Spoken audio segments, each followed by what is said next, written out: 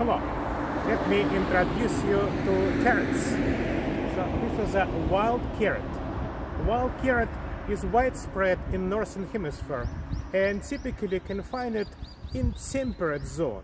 So I'm in Japan, but it is not a kind of typical Japan. This is Hokkaido, eastern side of Hokkaido, not far away from Kuril Islands. So this is quite cold in winter times, and seeing wild carrot on the roadside, sorry for a bit of noise, so seeing it, it's not a big surprise. So carrots, of course, is introduced here.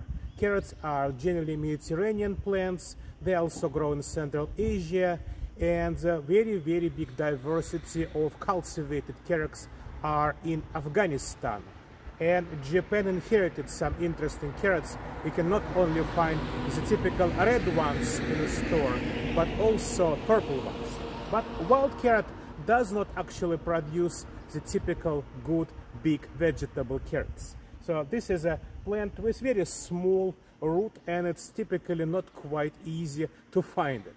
So plant is widespread wheat, and wheat well adapted, for example, for distribution with the wind. So when fruits are ripe, it is a whole inflorescence, or better to say infructescence of carrots.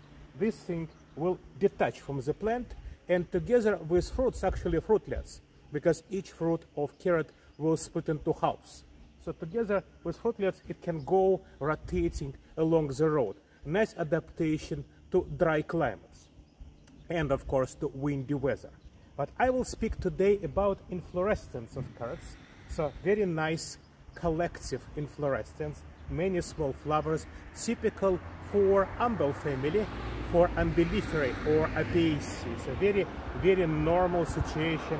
Multiple small umbels will be collected in one big one. So this is very typical, except for interesting and very strange attractiveness of that inflorescence. So in many umbels, like for example in hydrangeas and in many other plants, so actual marginal flowers will be slightly bigger. And by the way, carrot is not an exception. If you look on it, you will see that marginal flowers are slightly bigger. But what is more interesting, so in the center of the inflorescence, you can see something black. So this is a black flower. Black flower present almost everywhere. Not in each inflorescence, but at least on that particular plant, you can find black flower on each collective inflorescence. And I think it's quite visible. And with magnification, you can see that these black flowers are modified typical flowers. So what is their role? They're so small to be attractive, right? So carrots are pollinated with small insects, typically with flies. And odor is not very pleasant, actually almost no odor today. Typical fly doesn't miss that inflorescence because while taken together, they're very visible. What is most interesting, flies can be attractive socially. So if they see one fly on inflorescence, oh, they think, this is a good inflorescence, I should go and pollinate it. And that black flower take a role of false fly. So these small black structures are false flies. They perform the role of social attractors. So they imitate the presence of insect on the inflorescence, and for flies and similar insects which have a very nice vision, that will be the signal that inflorescence is good to pollinate.